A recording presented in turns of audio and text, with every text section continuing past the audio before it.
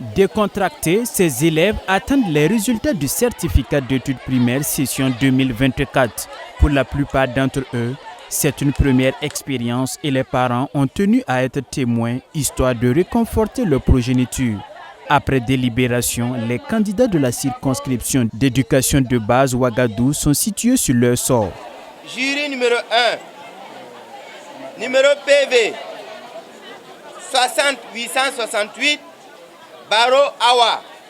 Ici, pas trop d'excitation, la joie est mesurée et l'émotion fait place à la sérénité. Le CEP était légèrement difficile, mais ça allait. J'étais sûre que j'allais avoir le CEP. Je suis très content. Je pense que je vais continuer d'étudier pendant les vacances pour être prêt pour la 6e. Je suis très contente d'avoir eu mon CEP parce que je vais partir au collège comme mes grandes soeurs qui sont déjà là-bas. La satisfaction est plus ressentie au niveau des parents qui peuvent enfin pousser un ouf de soulagement. Fini donc les nuits blanches pour certains parents qui peuvent célébrer le mérite de leurs enfants. Les enfants, classe de CM2, elles ne savent pas ce que veut dire la pression. C'est vrai, ils ont composé, mais la pression, c'est nous qui l'avons vécue. Voilà, et donc vraiment, je rends grâce à Dieu, en tout cas pour cette réussite. Nous sommes contents, nous sommes très fiers de ça. A été un travail acharné et la grâce de Dieu a prévalu. Ils ont réussi. Nous disons vraiment merci à Dieu et merci au corps enseignant pour tout ce qu'ils ont fait. Et félicitations aux enfants. Le taux de réussite de la circonscription est de 90,62% sans les candidats libres, soit 1373 admis sur 1515 candidats. 11 établissements ont fait un taux de réussite de 100%.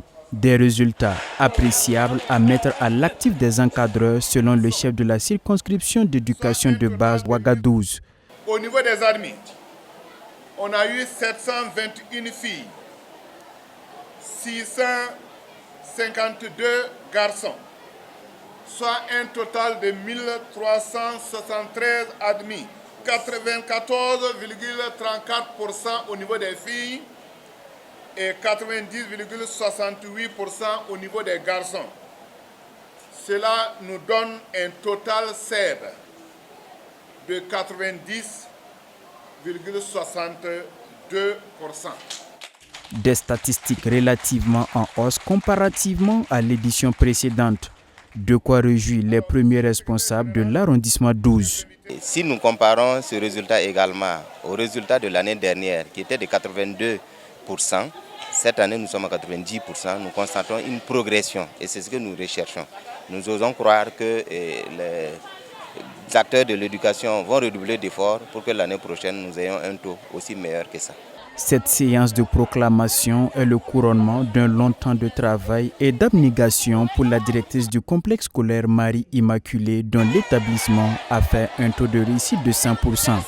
Désormais, les regards sont tournés vers les résultats de l'entrée en 6e.